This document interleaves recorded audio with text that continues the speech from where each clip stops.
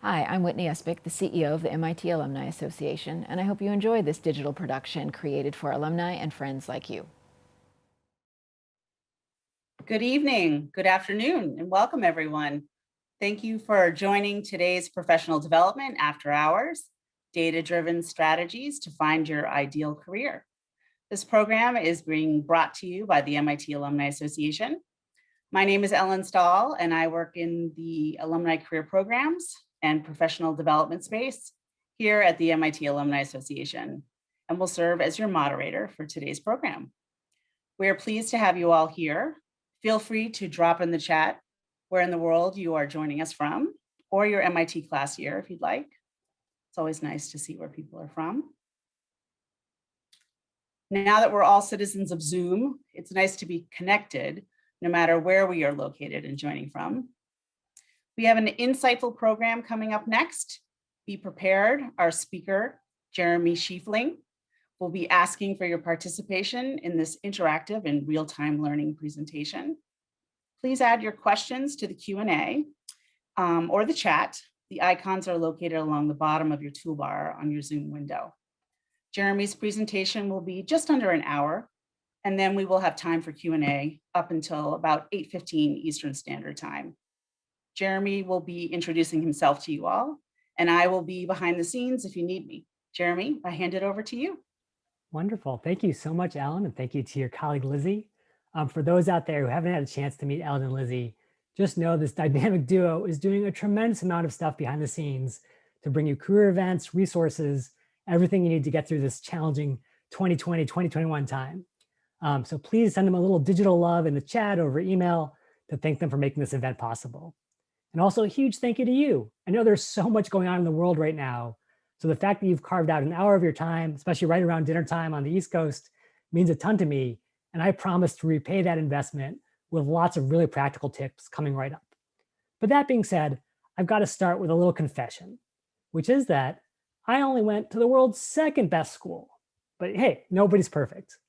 But the thing that I did after that, which was probably the smartest career decision I ever made, was I turned down offers from sexier companies or more glamorous companies to work at this little place called LinkedIn.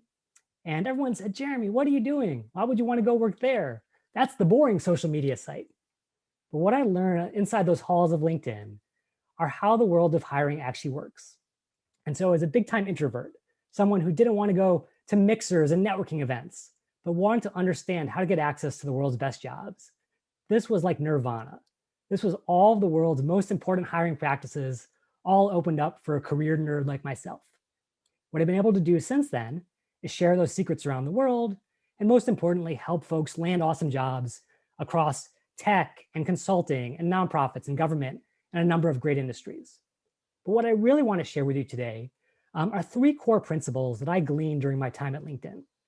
And the first one, and this is especially pertinent here in 2021, is that the labor market, as a broad, vast sort of set of opportunities and challenges, can feel really overwhelming to any individual job seeker. Whether you're just coming out of MIT or whether you've been out for 15 years, you might say, what chance do I have of finding my perfect fit in this vast ocean of opportunity? What I want you to do is change your lens a little bit.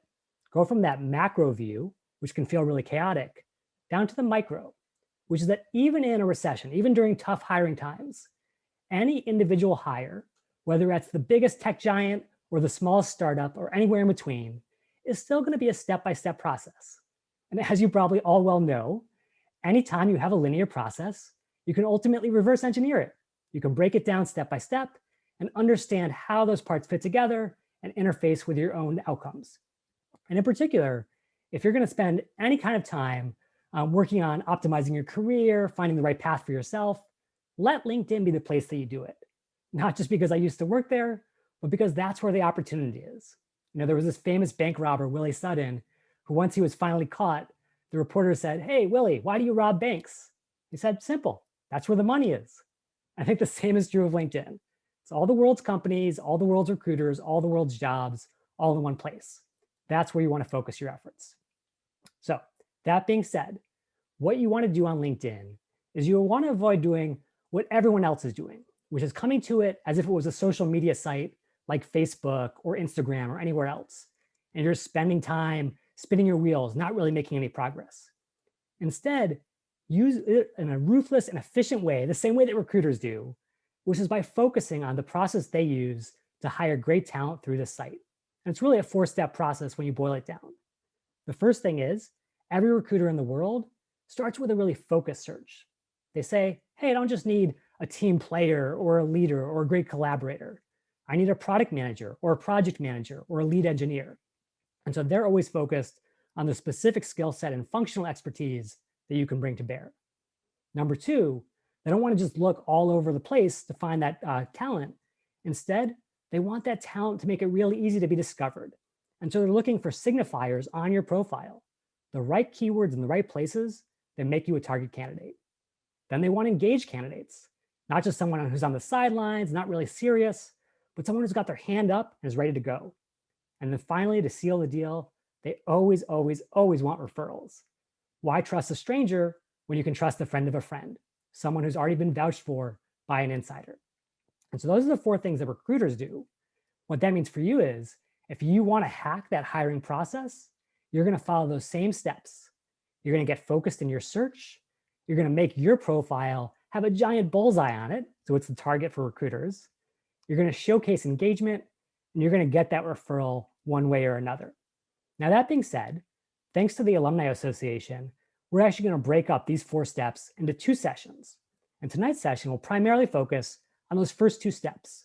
And these are really critical foundational steps because it's all about understanding where you belong, what your North Star is, and ultimately how to make that clear and prevalent to recruiters across the world. So to dive in, I want to make this session super interactive. And so I want to start with a pop quiz. Whether you're brand new to LinkedIn, whether you've been on LinkedIn for a decade or more, if you are starting a job search here in 2021, what do you think is the first thing you should do on LinkedIn to really launch that search effectively? Is it A, optimize your profile, get to that all-star status that LinkedIn's always talking about? Is it B, network with MIT alumni? Or is it C, search for jobs?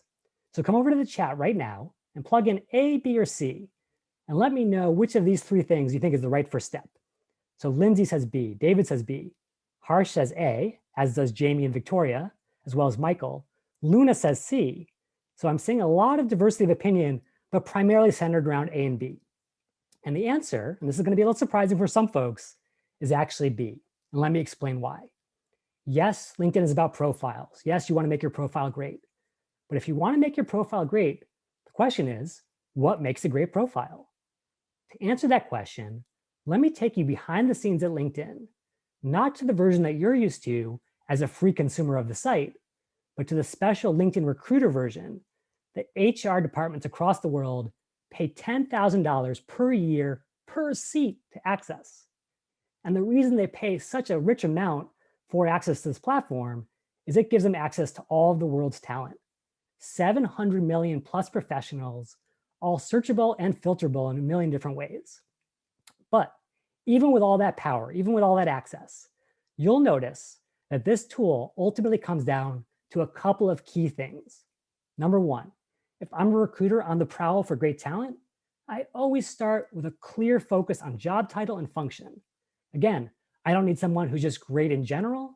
I need a great project manager. I don't just need a great project manager anywhere in the world. I need someone in Chicago. And then finally, I need someone with Microsoft project experience and PMP certification. And hopefully what that should tell you then is that if you have what I call a Raphael style profile, where you always broadcast to the world, hey, I'm interested in this and I'm interested in that, and I have all these different things going on in my career, ultimately, that's a little unappetizing for a recruiter because it's too unfocused. I'm not sure if you're really wholly into my line of search or if you're actually more interested in something else. Versus what I'll call the Megan style profile, which is much more laser focused. I know exactly my skill set, exactly my strengths, and I'm playing to them very clearly in my headline and everywhere across my profile. And so to help you achieve that level of laser focus in your own career, I want to start with our first live demonstration. And for that, I would love to have an awesome Brave volunteer. And all you have to do is go over to the Zoom chat and put in these 2 magic words, I'm in. And if you have a career quandary, So maybe you're considering a couple of different pathways, or you're not sure where your North Star is. I will help you get there step by step. And in doing so, not only help you figure out your path, but help your fellow classmates understand the same as well. So Jose was kind enough to be our very first volunteer. Jose, I'm gonna go ahead and unmute your line. So hold on one second. And Jose, whenever you're ready, feel free to unmute your mic and just let me know that you're on board. Hi, Hey, Jeremy. Jose. Can you hear me? I can hear you great. How are you? I'm doing well, thank you. Thank you for volunteering. And I have to say, Okay. please please everyone across MIT Nation here logged into the chat, please send a lot of love Jose's way, because it takes a ton of guts to be the very first volunteer. And Jose was brave enough to raise his hand. So you're getting lots of love I see in the chat, and definitely deservedly so. So Jose, big question for you. Tell me a little bit about the different pathways you're considering in your career as far as what you want to focus on next. So what I want to do next is product management, focus on analytics or digital strategy. Beautiful. Okay, and so what are you doing right now out of curiosity, Jose, just to understand the context? Yeah, I'm a product manager for GE Appliances. Beautiful. Okay, so let me show you a couple tools that can help you figure out what the perfect next step is. So the first thing I'm about to show you is actually a brand new tool that's so new, it doesn't even exist on LinkedIn's main site yet, but is instead hosted on GitHub, which of course is a Microsoft property. So this is something called the LinkedIn Career Explorer.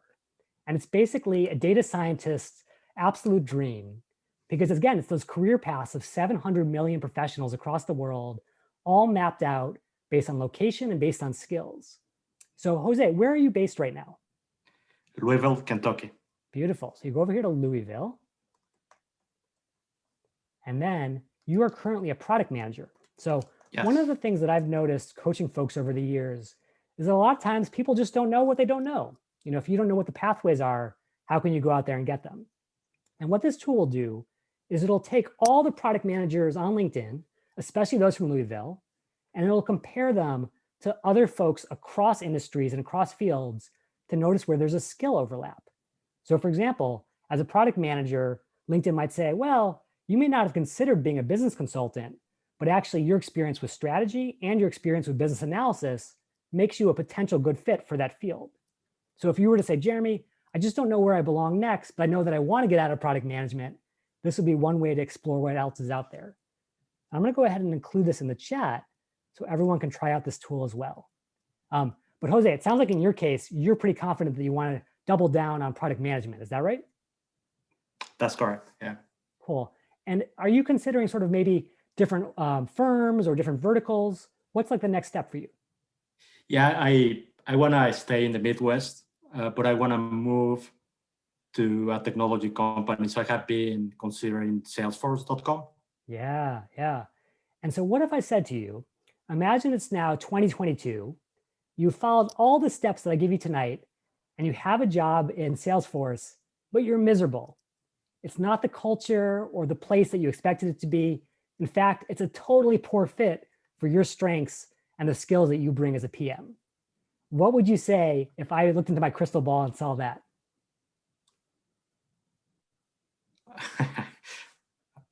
Right, exactly. I didn't do my exactly. homework well, I guess. That's right, exactly. It's exactly like being back in school. You got to do your homework. You got to put in the research and the time ahead of time to know where you're headed. And I've certainly made that mistake in my own career many times, where I focused on the glamour company or the glamour role only to discover it wasn't for me, because I was just focused on the headline and not the details. Who do you think could give you the honest truth about what working in Salesforce is actually like? My network, probably a second connection, and I will be reaching to MIT alumni. Exactly, because you can certainly reach out to anyone at Salesforce, but if you want them to give you that heart-to-heart answer, MIT alum to MIT alum, now you can really trust that internal expertise and think about very carefully, is this what I want to get myself into? So check this out. Here's another somewhat hidden tool. This is actually the one that I used to work on when I was at LinkedIn. And just like with everything on LinkedIn, all of the riches are hidden deeply within the hills. So what you want to do is you want to come over here to MIT, and then you want to come into this company page, as they call it, or school page. But instead of looking at the main section, you want to come over here to this hidden tab called Alumni. And this alumni tool is so powerful because it gives you access to almost 200,000 MIT alumni, all searchable and filterable in all sorts of ways. So I'm going to plug that into the chat so folks can follow along with their own searches.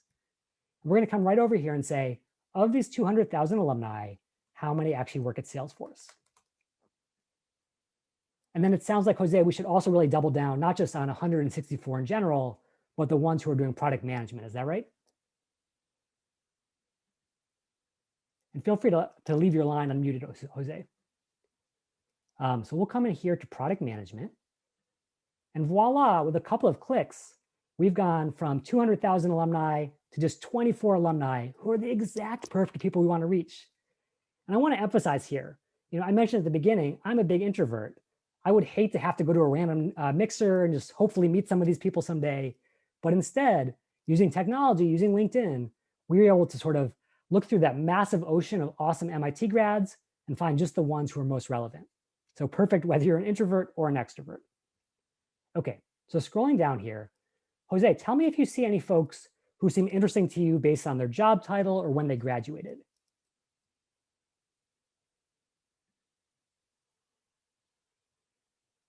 And Jose, just so you know, you're muted right now. So if you don't mind unmuting.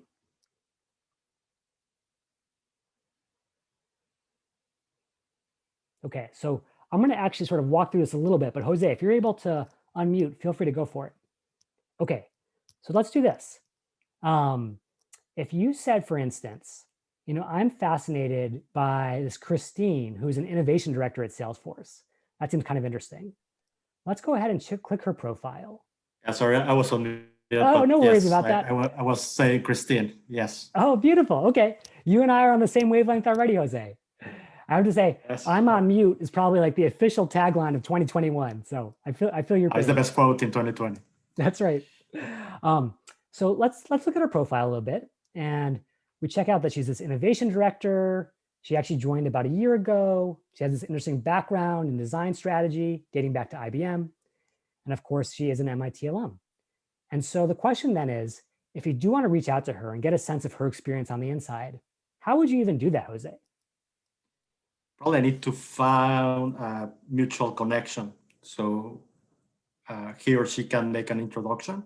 Absolutely. And then I think that would be the best I love approach. that. So you could certainly have Robert introduce you, Crystal introduce you, and LinkedIn makes that really easy. It just lets you know automatically where that Venn diagram overlap is in your networks, and you can ask for that introduction. We'll come back to that in a little bit. But in the meantime, imagine that you didn't know anyone in common. If you were going to reach out to Christine cold, how would you even do that? I would probably send a message, and she's a fellow MIT alum, so Yeah. I think she will reply to me. Yeah, I love that. So just sort of calling out what you're doing beautifully already. You found the perfect alum. You're reaching out based on commonality, which is always a great way to start any email. What are you going to say once you open with that commonality? Probably gonna say that I would like to have a 20-minute call to learn more about product management at Salesforce. Yeah. Because I'm considering opportunities over there. Yeah, so let's change up sort of the order of operations a little bit. So again, always open with what you have in common. And then before you cut to the chase, maybe sort of warm her up a little bit. So I was thrilled to come across your profile. I'm a huge Salesforce fan. And as a fellow PM, would love to learn more about your experience inside. How does that sound? That sounds good. Yeah. Let me ask this question, because I know this is a very common one when you're reaching out. Why didn't you say, hi, Christine, as a fellow MIT alum, I would love to get a job at Salesforce. Could you help me get a job there? I think that will scare her. I mean, like, I would be at this point more interested in knowing about her company than asking her for a job. So I'm networking, so I'm not on a job interview, right? Yeah, I think it's just basic human psychology, right? No one wants to be sold to or pitched to. Instead, they want to have a relationship, especially with a fellow alum. So focus on what you're genuinely curious and passionate about, and then leave the pitching for later on if needed. And now I think it's appropriate to say, any chance you'd be free for a 10-minute Zoom chat next week? And of course, from a pure marketing perspective, you always want to make the lowest friction ask possible. If you said, hey, could I chat with you for an hour tomorrow? It's like, whoa, that's a lot. But next week is the week of infinite possibilities, and 10 minutes is totally doable. So even if Christine's super busy, it's easy for her to say yes, and now you got your foot in the door. But one more question for you, Jose. Now imagine that you're on Zoom with Christine next week, and you have 10, 15 minutes to chat with her. What are you going to ask her to figure out if Salesforce is right for you?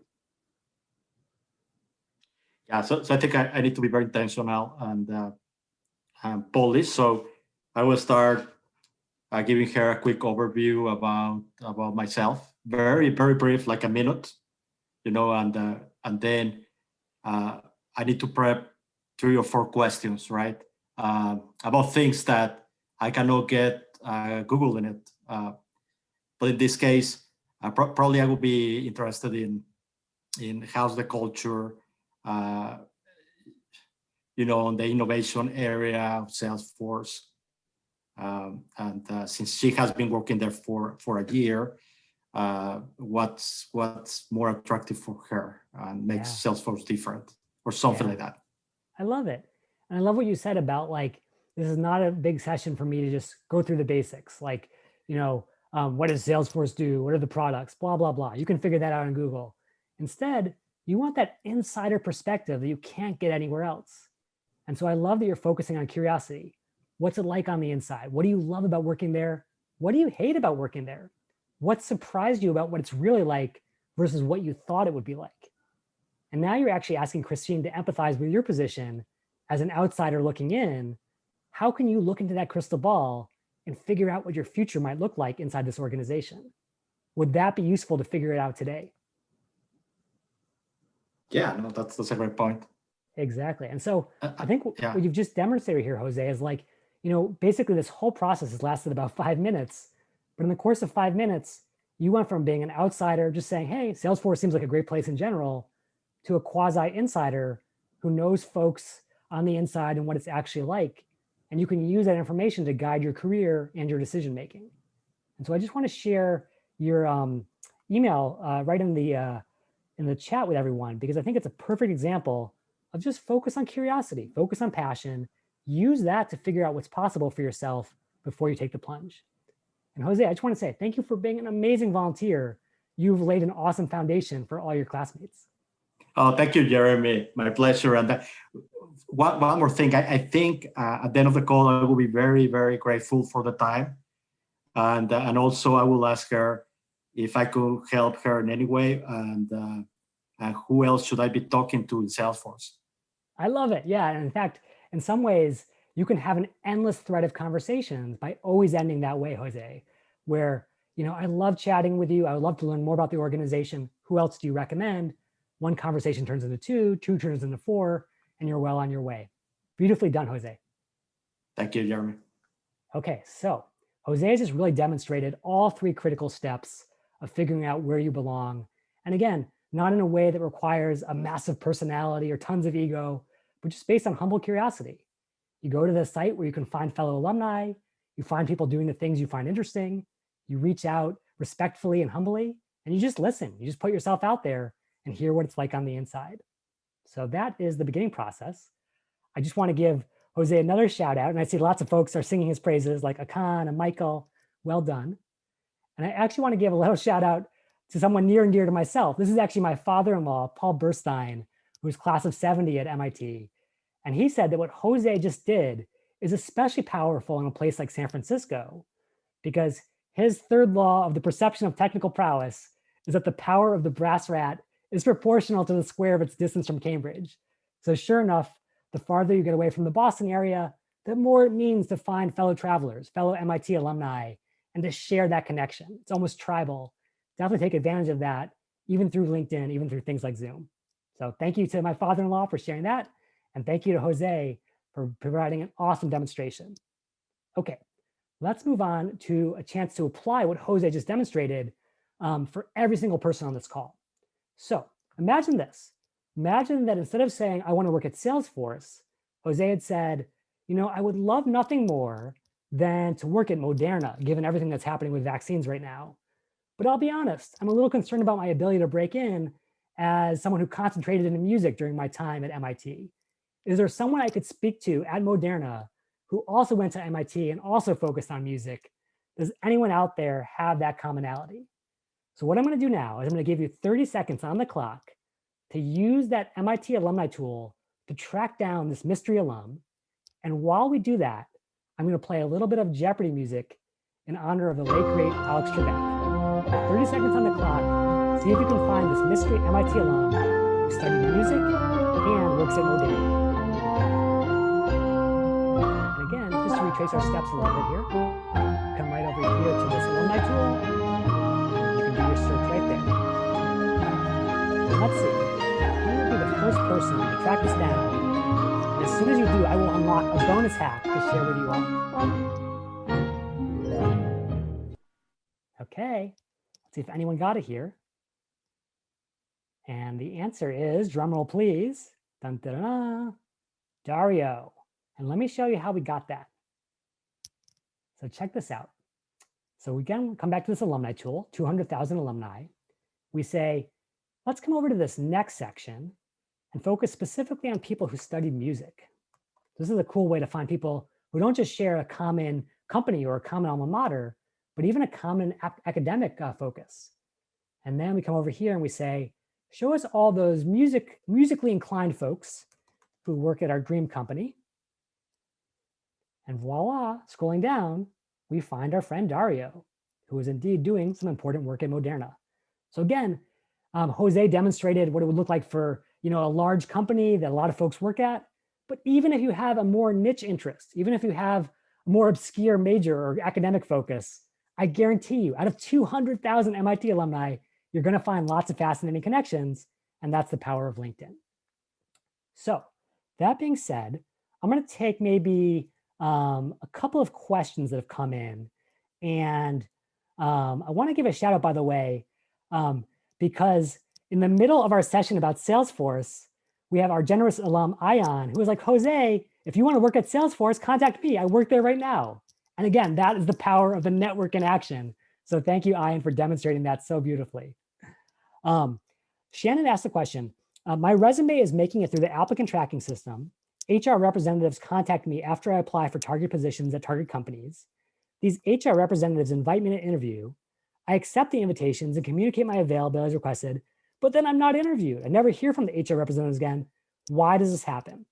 So I think a lot of what you're experiencing, Shannon, and I totally get this, is that the reality is recruiters are mercenaries. And I mean that in the best possible way. They are hired by hiring managers inside their companies, traditionally, to go out there and find talent. And then as soon as they meet their quota, as soon as they brought in enough people to interview or the job is filled, they move on to the next role. They don't have a lot of loyalty to any specific job description. Whereas the hiring manager, the person who's actually going to be your future boss, they have a lot more skin in the game. Unlike the recruiter, they can't just walk away at the end. They've got to find someone great or bear the consequences. So here's one way around your conundrum, Shannon, which is, could you get around the recruiters and find the hiring managers directly? And if you can find them, you know you have someone who's going to be interested in getting to know you. And here's another little hack that I want to share with you. You might say, well, it's fairly easy to find recruiters because they're always reaching out to me on LinkedIn. But how do you find the hiring manager? It's not like they're just raising their hand. Or are they? Check this out. If you plug in these two magic words on LinkedIn, I'm hiring, what you will discover is so many hiring managers across industries are fed up waiting for their mercenaries, their recruiters, to find talent for them. They have actually raised their hand on LinkedIn and said, I'm hiring at Airbnb or AppDirect or all over the place. And now, if you were interested in a job on Airbnb's fintech team or any of these teams, you could reach out directly and make your case to the person who cares a ton about getting to know you. So one little way to go around the gatekeepers and find the folks who are most interested in connecting. Thanks so much for the great question, Shannon. Okay, so now let's move on to the next pop quiz. Or before we do that, let me do a little bonus hack. And actually, I think this may have come up in the chat, and that is that you were maybe thinking to yourself, Jeremy, when you just did that whole process where you were reaching out to that person at Salesforce, I couldn't help but notice that when you sent them a message, you were doing that with LinkedIn Premium. If I want to do this and I want to connect with awesome alumni, do I have to pay LinkedIn $100 a month just for the privilege? And even as a Microsoft shareholder who would love nothing more than to enrich himself at your expense, I do not want you to spend a cent on LinkedIn Premium. And the reason for that is there are so many better ways to get in touch with folks, which is, namely, their actual email address, their actual inbox that, unlike LinkedIn, they're checking 100 times a day. And how, you might wonder, could you possibly find that email address? Well, obviously there's the MIT alumni directory, and that's a great place to start. But even if it's out of date there, check out this bonus hack, which is a company called hunter.io. And what Hunter will do is it'll basically just scour the web for the domains of every single company out there. In this case, Airbnb.com, and it'll figure out that the most common pattern is first.last at Airbnb.com, and now dwalu.kasu at Airbnb.com. You have a chance to reach out and build that relationship. So again, the bottom line of this entire presentation is you can do things the traditional way. You can apply online, hope and pray for the best, get stuck in those online application black boxes like we heard about in our question, or you can play a smarter game, the one that recruiters themselves play, which is finding the exact right people and reaching out the exact right way, and Hunter can help you do that. Okay, let's move on to our next pop quiz. And so let's think a little bit about what Jose just went through.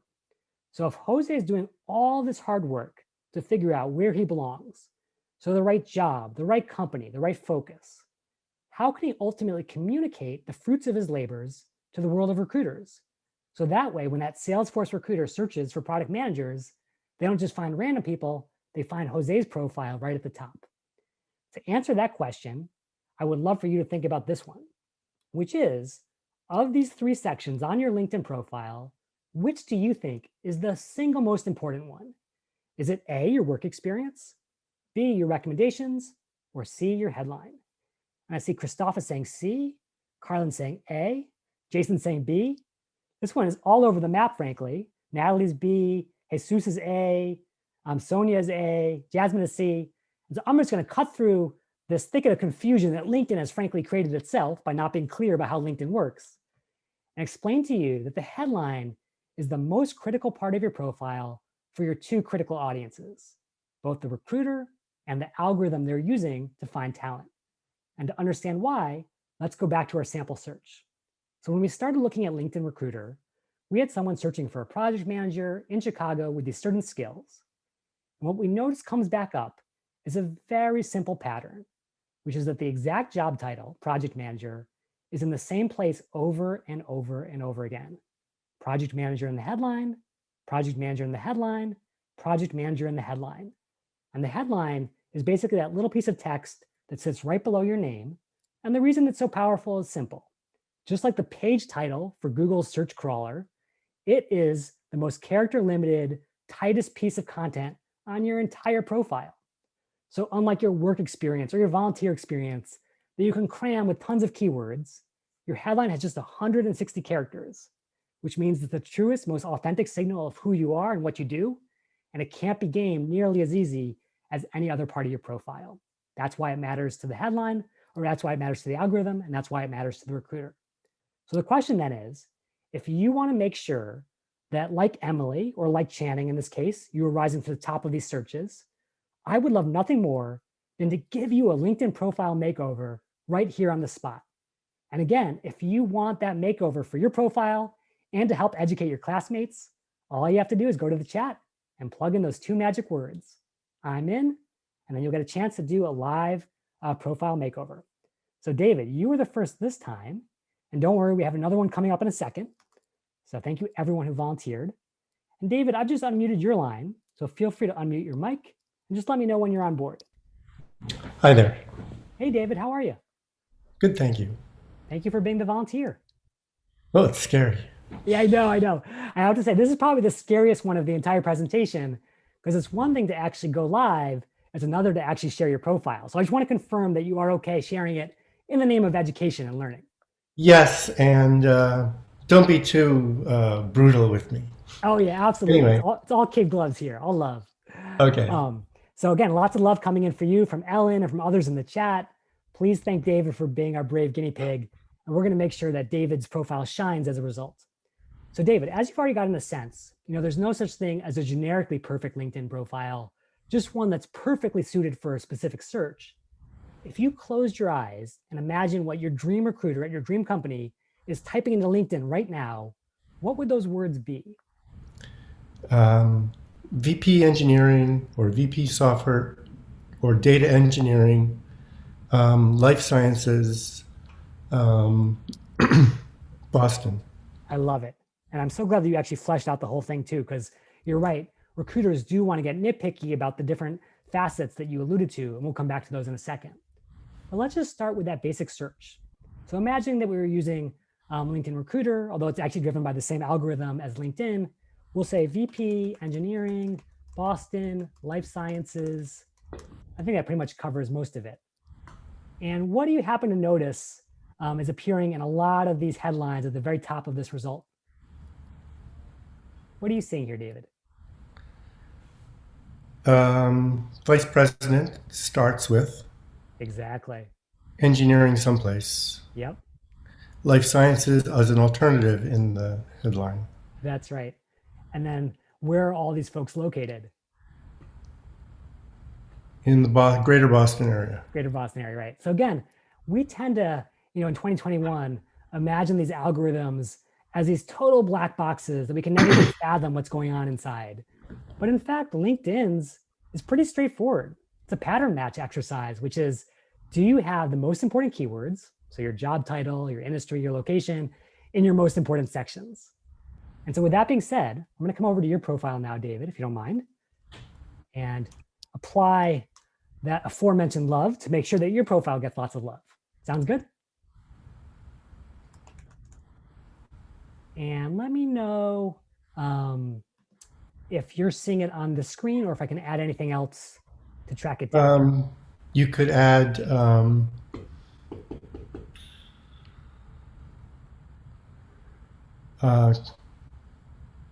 serverless cloud pipeline. Cloud pipeline, okay, beautiful. There we go. Thank you so much.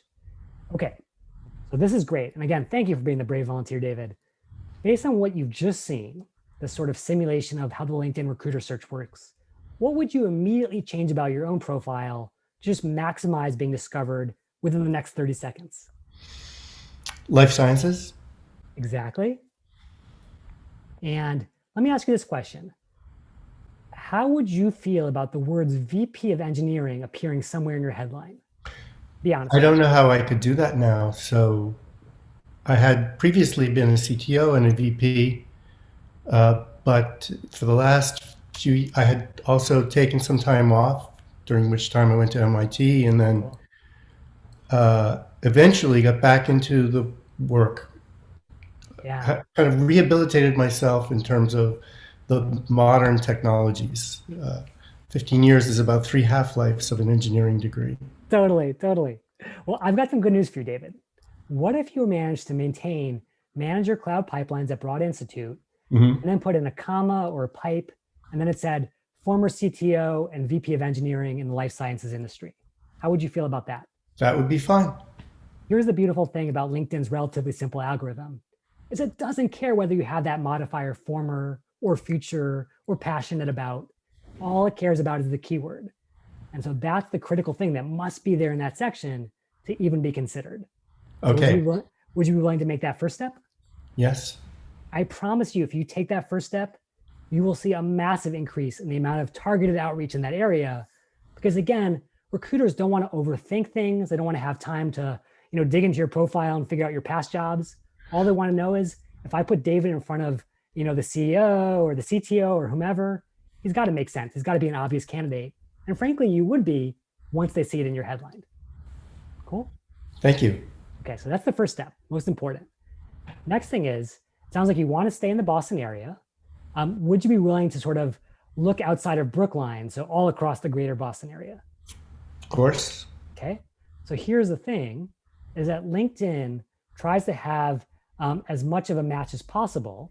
And so while this might be extra powerful for Brookline-based firms, if you want to make sure that you're being matched in really nicely with firms in Boston proper and Cambridge and elsewhere, I would actually choose the greater Boston area to make sure that you're getting plugged into all of those search results as well. So that's the second thing I would do. That's excellent. I'm taking notes. Beautiful. And then third and finally, I like to talk about this idea of the holy trinity of LinkedIn, which is you could spend 100 hours working on your profile and get massively diminishing marginal returns, or you could spend 10 minutes working on your profile and just focus on the 20% of things that matter the most. We've talked about your headline, we've talked about your location, but there's one other piece of data that recruiters see that matters a lot to the human recruiter, but not to the algorithm today. What do you think that piece of data is? And feel free to have folks enter in the chat as well. I think Victoria may have nailed it. And that is indeed your picture. So props to Victoria, Christoph, Travis, everyone, which is that even though recruiters will tell you, oh, I don't care about pictures, I'm not driven by that kind of thing, blah, blah, blah, I'm focused on data. When I did a study at LinkedIn 10 years ago, 14 times more recruiters will click on someone and send someone a message if they have a profile photo than if they don't. And so the data is super clear that you got to have that photo. And so you've definitely got that, David, which is awesome. But then if you dive a little deeper into some of the research behind it, there are 3 things that are really important on that photo. Mm-hmm. The first one is very simple, which is that we as humans are just hardwired as a species, to focus on faces. There are experiments with newborn babies spending more time looking at human faces than food as a sign of how important that is to us as humans. And so even though you have this nice big photo here, you're going to appear in this tiny little box for recruiters. So you really want to crop it closely around the face to maximize those pixels. You've done a beautiful job. Number 2, the reason we sort of focus on faces is because we're using faces to tell us something about the person on the other side of the screen. And at least in North American business culture, there tends to be this premium placed on collegiality. Will you be a great colleague in the middle of a crisis? And so what do you think your facial gesture is telling me right now, David, even on a subconscious level? I couldn't guess. I'm sorry. Yeah, no worries, no worries. So if you look at some of the research, and again, this is culturally specific, but at least for this neck of the woods, I think it would suggest, maybe he's serious, maybe he has some gravitas, but he might be a tough guy to work with. He might not be someone that I would really want to be with in the midst of a crisis. And so I think that if you can focus on what psychologists call the Duchenne smile, which is not just a smile, but an authentic one, where there's a little upturn in the lips, a little dimpling in the cheeks, a little wrinkling around the eyes, all these autonomic nervous functions sort of clicking in because you're genuinely happy, that tends to do really, really well. Whereas the Botox smile, which is the other sort of category, where you're smiling in the teeth but nowhere else, that can be more problematic. So that's the thing I might suggest, just to sort of put that kind of subconscious idea into the recruiter's mind. Thank you. I really appreciate that suggestion. And you can definitely look for folks like Rutendo and Andy and Lynn, like they're all nailing that. And then lastly, one last question for you, David. Obviously things are a little different here on a COVID moment, but pre-COVID, what do you think folks wore to work at your dream companies? What kind of attire? Business casual mostly, but Yeah, I had the same feeling. And then I think in that case, you've nailed it, because occasionally I'll see these sort of tribal mismatches where we have a student who has this really fancy suit on because, that's what their parents told them to wear, but they want to work at a tech startup where everyone wears, jean shorts and sweatshirts. And again, our minds start to assume certain things like, oh, this person might not be a good cultural fit. Maybe they're not going to blend in, and vice versa in the more sort of formal spaces. If you want to be an iBanker or a management consultant, maybe you've got to dress the part for the corporate boardroom. And I think you certainly had that look down. So David, 3 things to work on in the Holy Trinity. Former VP of Engineering Life Sciences in your headline, greater Boston area in your location, and then that beautiful Duchenne smile on your photo. Are those 3 things doable? absolutely. Beautiful. And then I want you to do me a favor, David. Do that tonight if you can, or do that tomorrow. Come back to me in a week and let me know what you're seeing results-wise, okay? Okay, I promise. Right. What's your contact info? Yes, Is it gonna be actually, your- everyone should feel free to connect with me on LinkedIn. I'm always happy to chat LinkedIn. As you can tell, I'm pretty passionate about this topic. So I'll plug that in. Connect away, and I would love to hear your results. Okay, so David, thank you for being a rock star volunteer. Thank you. What David has just sort of demonstrated is, it can feel intimidating to plunge into LinkedIn, especially if you're coming back to the workforce, maybe after some time away. But honestly, it's not rocket science. It's way less intimidating than anything you studied at MIT. So don't overthink it. Nail the keywords that recruiters want, nail the location, and nail the human element, and you'll be well on your way. Okay, so now we've talked a little bit about that holy trinity, the job title, location, the photo. I want to give you a bonus hack. So even if I didn't have a chance to look at your profile today, you can apply the same level of social science research to your own profile photo. So check this out. There's this company called Snapper. And basically what they will do is they will take your photo, and unlike LinkedIn's algorithm, they will actually apply AI to trying to get a sense of, are you coming across the right way to the human recruiter? And so I'm going to grab this link, put it into the chat so you can try this out. And what it'll do is it'll grab your photo right off LinkedIn. So hopefully you've already got it up there to begin with. And then it'll compare those same attributes in terms of the quality of your smile, the impression that you're generating, and again, all based on the latest social science research. So try that out, and hopefully I can do a better job with my Zoom and rule of thirds by the next time we chat. In the meantime, I want to move on to the next pop quiz, which is, okay, the Holy Trinity is great, but how the heck do you know what to put on the rest of your profile, your work experience, your summary, your recommendations? So do you think the answer is that the bullets that you've carefully crafted on your resume should stay there and only there? That's A. Do you think your LinkedIn bullets should match your resume? Or do you think C, that your LinkedIn bullets should actually match the job description that you're going after? And I see James saying C, and Shrishti saying C, and Barbara saying C, everyone's saying C. You all nailed it. Way to go, which is a very simple thing. Again, if the entire reason for LinkedIn to exist is to create matches between talent and opportunity, then always come back to the match, which is, don't just have your bullets sitting on your resume where they're doing no good on your hard drive or the Google Cloud. Instead, put them to work for you 24/7, because that's how often your profile is being scanned by recruiters around the world. And don't just put any random bullets on there. Instead, the bullets should all family with the story that you've told in your headline. So for example, if you're a former VP of engineering like David, do you have VP of engineering caliber bullets down below that really reinforce that story, both for the algorithm and the recruiter? So to help you figure out not just the right keyword for your headline, but all the right keywords for your bullets, I would love to do one last profile makeover. This time, focus on your work experience. So again, come over to the Zoom chat, say I'm in, and you will have first dibs on this final makeover of the evening. So Carlin, you were first this time. I have to give you all a huge shout out.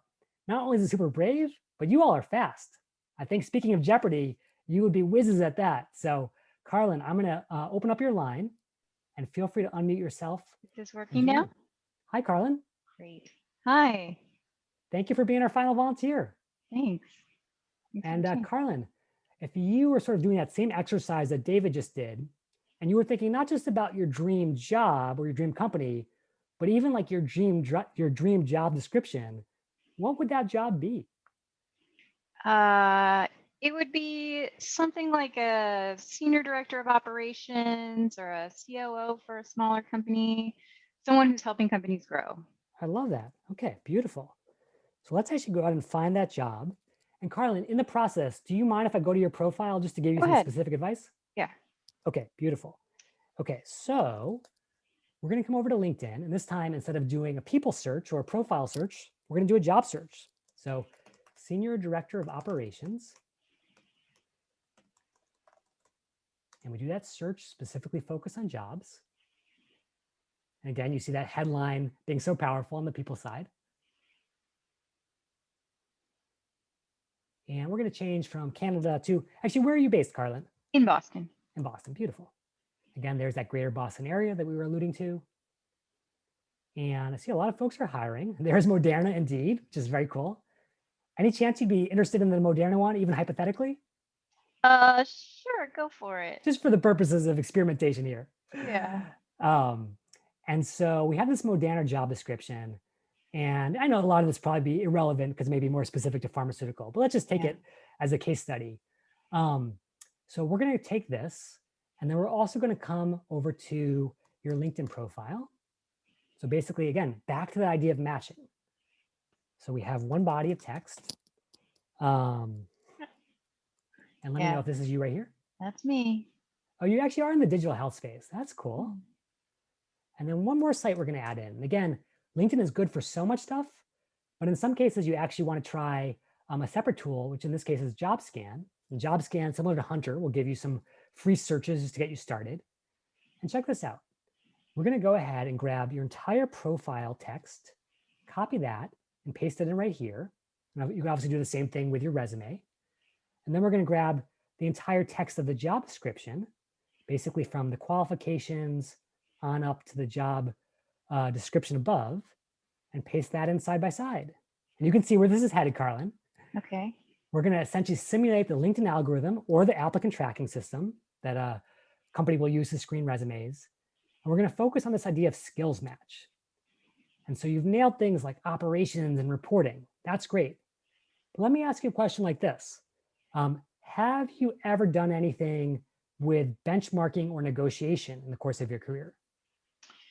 No, I haven't. Okay. Pharma is a little bit distant from what I actually do, but Totally. I could see how this would work. You can see how this would work, yeah. And obviously, maybe I would say like, hey, have you done work with like a life cycle business where maybe you've tried to improve the customer life cycle, whether it's customer experience or monetization, things like that. Mm-hmm. Yeah, so that's something that's appearing in the job description, but is not appearing on your profile. And so what I would then recommend is when you come back here to your work experience section, I see that you've got sort of a little bit of information about these jobs, but no bullets. This could be a perfect opportunity to said, led life cycle improvement efforts at Perficient, driving 75% increase in customer lifetime value. Mm-hmm. And by that simple inclusion of having that powerful keyword right there in your experience section, you've now just filtered yourself in versus filtered yourself out. Okay. And so then the question is for each of these things that you do have experience with, can you at least get them somewhere onto your profile and somewhere onto your resume? It could be in the work experience section. It could be down in the skills section below. It could honestly even be in the volunteer experience section. I did a survey when I was at LinkedIn where we asked recruiters, is volunteer experience even matter? You just skip over that. And fully 40% of recruiters said, I value volunteer experience on par with paid experience. Which should tell you that LinkedIn's algorithm scans that as well. And so if you've done really great work as a volunteer, include that because that counts. And so now you kind of have your marching orders, Carlin. Maybe not for this job in particular, but find the job that you do want, the one you're excited about, do that comparison, do that own kind of matching process. And now you'll know where to focus as you build up those resume bullets. Sounds good? Can I put multiple job descriptions in and get a even more refined match? Yeah, I'm so glad you mentioned that. Oh, so smart. So what I highly recommend doing is looking for patterns across jobs, because of course you never want to put all your eggs in a single basket. So now if you have your profile or resume over here and you paste in 5 job descriptions and you discover that, aha, this one skill appears 27 times across them, that is a clear pattern. That's something that you must have on your profile. Okay. I love that, Carlin. Great job. Okay, so Carlin has given us lots to work on here. So Carlin, thank you for being our rockstar volunteer. And now I want to head into the close, and I want to encourage you all to ask questions in the Q&A. I know we have a couple that have already come in there, so thanks for sharing those to Victoria and Shankar. We will answer those in a moment. And in the meantime, I just want to leave you with a couple final thoughts before we dive into the questions. So number 1, LinkedIn can absolutely be a social media black hole as much as Facebook, TikTok, or anything else. But I don't want you to go into that black hole and never come out. Instead, I want you to go there with absolute efficiency in mind. How do I figure out where I belong? Because that's the first critical step. And then once I know what my North Star is, how do I broadcast that to the world of recruiters? If you can focus on those 2 things, you will be ready for absolute maximum opportunity come our next session. And speaking of that, there are 4 things to think about. Number 1, as mentioned, I'm happy to connect with anyone from the MIT Alumni Network at any point. So if you don't get your question answered tonight, feel free to ask on LinkedIn and I'll get right back to you. Number two, if you want to put your own profile to the test and see how you stack up against that holy trinity and against the keywords and everything else, just go over to linkedinguys.com and I have a free profile grader that will give you personalized feedback in each of those steps. Number three, this is a really amazing feature that some folks may not know about, but the Alumni Association has built out this incredible advisors program where even after seeing what you saw tonight, if you're like, yeah, that seems great, but I don't feel comfortable reaching out to alums. Maybe I just graduated from MIT and it feels like a bridge too far. These are MIT alumni in every single industry who've already raised their hand and said, I would love nothing more than to help out MIT alums. And so if you check out this site, you'll discover that there are so many folks who just want to help you out there if you just let them know that you're interested. So again, I'm going to put this one in.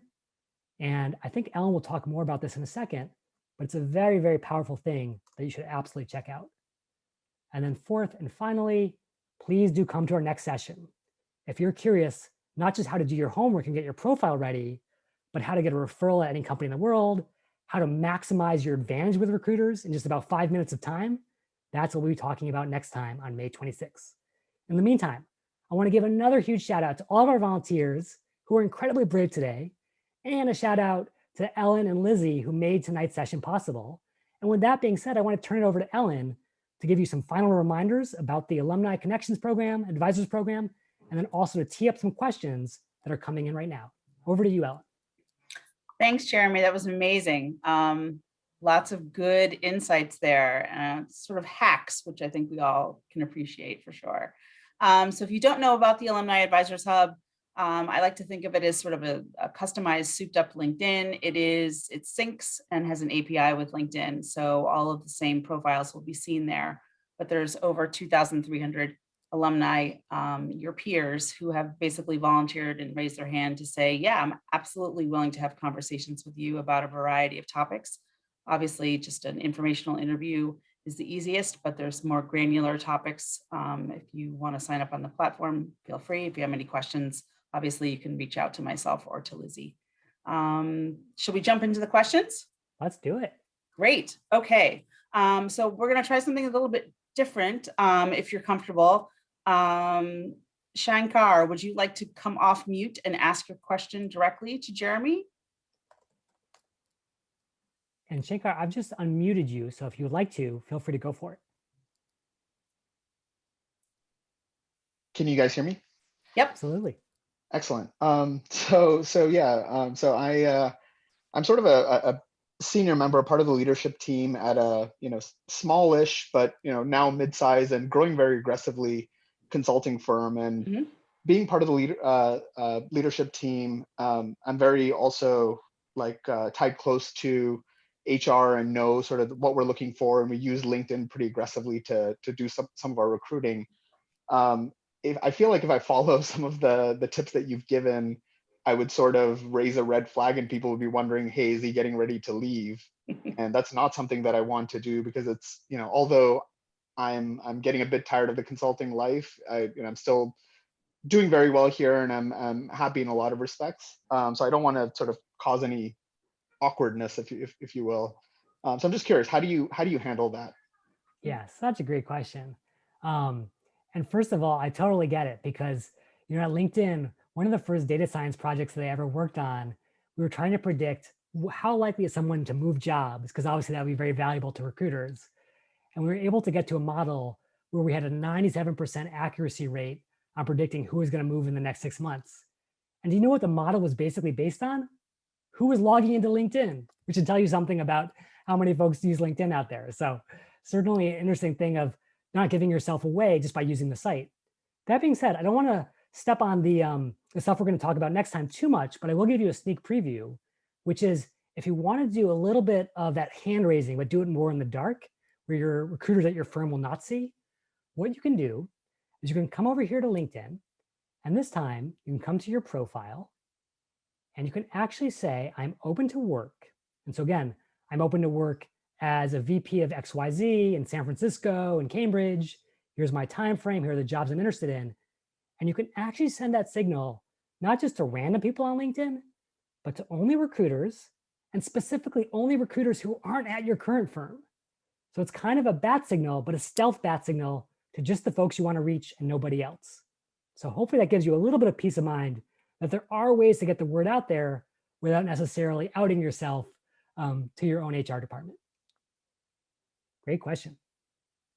Excellent, thanks. Yeah, I'm sure lots of people were wondering that as well, so thanks for that one. Chaim, would you like to come off mute and ask your question? And again, Chaim, you're open to chat if you like. Hi, can you hear me? Yes. Absolutely. Perfect. Thank you so much for sharing these tips. Really insightful. I was wondering how much of these critical steps can be applied for earlier stage startups where there might be lower chances of us being able to find an alum. Like, are there any alternatives or like a second best step in this scenario? Yeah, I'm so glad you brought that up. And again, we will go more in depth next time on this.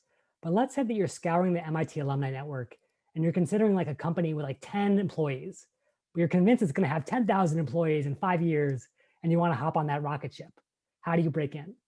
Well, even though alumni are a great way to get in, there's other ways as well. So for example, I was doing a presentation earlier today where someone was saying they want to work at Naughty Dog. And for those who know, this is a relatively small video game producer, but it actually has produced games like The Last of Us and Uncharted that are mega popular, really hard to break into. If you check out their employee directory on LinkedIn, and this is actually a better employee directory than I think Naughty Dog probably maintains on its own servers, you can come in and search for all these things. You can say, show me everyone that I know here who knows, or everyone who works here who knows someone that I know already, even if I don't know anyone directly. And voila, I could get in touch with a game designer who I don't happen to know yet, but I do know a mutual connection, a second degree connection as LinkedIn calls it. And now when Brian introduces me to Michael, I have a way better chance of getting to chat with him, hear about his experience before I take the plunge. The same is true based on a lot of other things. You could say, I want to volunteer, or I have volunteered at Habitat for Humanity. Is there anyone else at this company who also has done the same? And sure enough, there's someone on the QA team who has also volunteered for the same nonprofit. Another way you could sort of have that common thread that links you to an insider. So MIT alumni are awesome and they're pretty much everywhere. But even if you can't find folks on the inside, there are other ways to get your foot in the door. Great question, Chaim. Thanks for that. Eva, do you want to ask your question next? Eva? And I just allowed you to unmute if you like. Hi, you pretty much already, I was just wondering, because you were talking about that website where you can paste the job description and then your profile information to see your matches.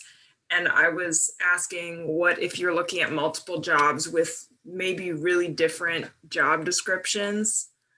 But you kind of answered that already by saying you can just paste the same, paste it within the same box, multiple job descriptions, and then go from there. So I think that pretty much answers it. But I guess like maybe you could elaborate more on what if like I'm really not sure where I'm going, and so like I'm not sure if I want to go into policy or industry. Like those are two very different, entire categories. And I'm still like discovering. I just graduated a year ago. So what's any advice that you would give for that situation where I'm trying to tailor my profile, but like those two categories are so different? Yeah, such a good question. And Michael agrees in the chat. I know a lot of folks are facing the exact same thing. So let me mention a couple of ideas. Number one, the resume, unlike the LinkedIn profile, can absolutely be customized per job. And so even if you're limited to a single LinkedIn profile, definitely have a separate resume for your policy applications, for your industry applications, and that way you can really double down on the specific profiles for those areas. For LinkedIn itself, yeah, you're right. You do have to compromise a little bit because ultimately you have one profile to work with and multiple interests. That said, two ways to deal with it. The first is the way that we talked about at the beginning, which is spend a little bit more time at this point in your career, especially doing your research. kick the tires on the different fields, talk to alumni in each of them, and figure out, where do I really want to focus myself? And almost A/B test your career, if you will, where you say, after doing all my research, my number one hypothesis is that policy is where I belong, and my plan B is industry. So I'm going to have a profile that's built all for policy and see how that goes before I switch over to plan B. Alternatively, you can try to find the commonalities between those roles. So yeah, industry is different than policy, different keywords, different lingo, but I bet there are certain skills that go between each of them. Things like analysis, data, communications, presentations. You're going to have to do those things in all of those jobs. And so if you can focus on those keywords that bind them together, that can give you a really coherent profile. But great question. Thanks for that. Kate, do you want to ask your question next? If you're still with us. Kate Brennan. Hi. I'm a 2016 grad, but I'm dealing with issues on ageism. And I've posted kind of work that I did in grad school 5 years ago on my LinkedIn profile. So I'd like your opinion on that. And then also, how long of a work history should you have on your LinkedIn profile? Yeah. I don't think people are really that interested in what I did in the 90s. Yeah, totally. And I'll be the first to say, working in tech myself, like ageism is unfortunately is alive and well in 2021. And so then the question is, how can you basically say, yeah, it sucks and that's completely unequitable, but how can I figure out how to play the game better than even anyone else? And so that ultimately I get the outcomes that I need to find that great opportunity. And so I think, just like with your resume, your LinkedIn profile is your own narrative, no one else's. Do not ever be convinced that, oh, I need to put down every single thing I ever did because somehow that's the rule of LinkedIn. No, tell the story you want to tell. If your career really begins 10 years ago, as far as you're concerned, focus on those 10 years and make those bullets awesome. Make them perfectly aligned with the keywords that are most important. Okay. And then the other thing too is always think about, what is the sort of upside and downside of any decision. So there may be an upside of including work you did in the 90s if it allows you to get keywords in there that are hyper relevant today. But the downside may be that it exposes you to the ageism that you said is real. And so maybe you make the cost benefit trade-off of saying, you know what, I'm going to try to find a way to identify the most critical keywords in only my last 10 or 15 years of work. And that way I don't open myself up to those allegations because again, my narrative is my own and I control my destiny. Great question, Okay. Kate. Okay, thank you. Good Thanks, luck Kate. out there. I'm going to try to paraphrase a couple of different questions that seem to have come in, some in the chat and some in the Q&A, just sort of about location in this sort of, again, citizens of Zoom. Yeah. So some people are looking specifically for remote work. Some people are willing to move. I feel like so much is happening with flexibility on that. How can people sort of identify in their profiles, where they are willing to be, remote work, et cetera? Any advice for that, given where we are currently with the world of work? Totally. I felt so awkward talking to Dave before about, what's the right appropriate attire to wear to work. Obviously, it only matters from the waist up at this point. So, but yeah, let's be real. Here in 2021, remote work is here and likely here to stay. So what are you going to do about that? Well, the first thing you can do is come to your profile and again, go to open to work section, and you can specifically tell recruiters, not only are there certain areas I want to be in, but I'm also open to remote, and recruiters can see that on their side and filter for that. In addition to being passive and putting yourself out there, you can be active and search for jobs that are specifically remote categorized. So check this out. If you come to the jobs board and you do that search for director of operations like we were doing before, you can actually now search for remote. Remote is a country as far as LinkedIn is concerned. And voila, 2,000 plus jobs where there's no games. There's no sort of like, are you remote? Are you really remote?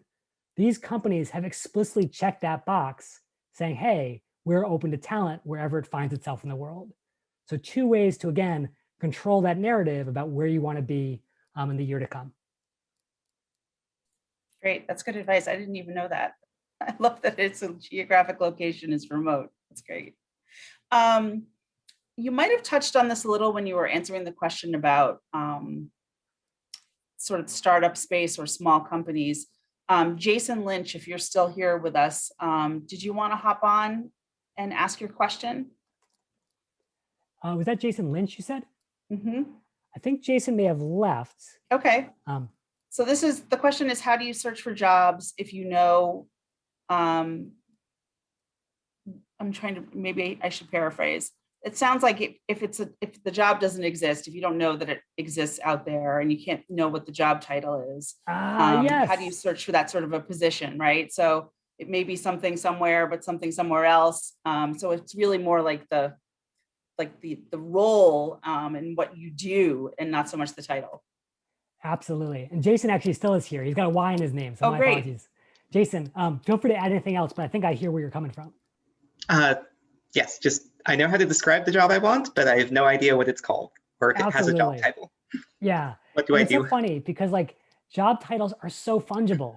You know, like working in tech, I know product managers who are called product managers, Google, program manager at Microsoft, and like director or a grand poobah of product, you know, at some tiny startup. And so obviously there's a lot of sort of like game playing that happens with job titles. That being said, it is a really important key to the kingdom because it is the most important currency that recruiters use to focus their searches. So here's what I'd recommend doing. Find the people who are doing things that you admire. Again, it may not be the exact job, the title may not be clear, but if you can talk to an alum who say is working in the video game space or working in the virology space that you want to be in, and you start to describe to them, you know, like, I love what you're doing. Here are my strengths. Here are what I love doing. How would you call that? If you were to sort of translating that into the lingo of your tribe, what would you say? And if you can throw that question out to 3, 5, 7 alumni, and again, start to see patterns across them, now you're going to figure out what Google would call the head term, where there's the most volume for a specific job being posted. And you can really focus your search around that and your profile around that. And now you have something strong to build your entire career exploration around. Does that make sense, Jason? That does make a lot of sense. One issue I found is there's a lot of overlap of people having a job title that includes a lot of things I don't like. So, you know, some sort of engineer or computer scientist with a lot of programming or engineering rather than being, say, the resident mathematician who assists in algorithmic questions in these places. And they had, everyone I've met who has the jobs I've liked has moved sideways into these positions where their job title doesn't really match what they're doing in some sense. Yeah. This is such an interesting phenomenon in tech where like someone who is just a basic engineer becomes the quote unquote hacker in residence because they didn't really want to sort of fit into the hierarchy, but their talent was so awesome, there had to be some space for them. And so I do think that it probably varies company by company, but networking and talking to alumni can be the way to sort of map out the company. And I think that ultimately, you know, if you're really curious, one of the things you can do on LinkedIn is you can actually do a search to try to get a sense of how an organization is built. So you could say, show me everyone with the title of engineer, the company is Google, and just get a sense of like, what are some of the opportunities there? And you can see that there is some variation, right? Partner engineer, developer relations engineer, software engineer, is at least giving you a sense of what that structure looks like so you know what the possibilities are. But I agree, it's difficult, Jason, and it really does take some detective work above and beyond just applying for jobs. Mm-hmm. Great, thank you. Great question. Those are useful ideas. Thanks, Jason. I'm so sad. This is pretty much all the time that we have. And there's still some excellent questions that are there. So take Jeremy up on his offer. Please connect with him on LinkedIn and ask your questions. And I know that he will respond. Jeremy, thank you so much for all of these excellent methods and strategies and LinkedIn hacks. The MIT Alumni Association thanks you for taking the time to be with us and for sharing your work with alumni around the globe. And thanks so much for our alumni viewers for tuning in tonight. A reminder that today's webinar will be on the Alumni Association's YouTube channel under the Professional Development After Hours playlist about a week from today. Thank you all again. Be well. Good night. Thanks for joining us. And for more information on how to connect with the MIT Alumni Association, please visit our website.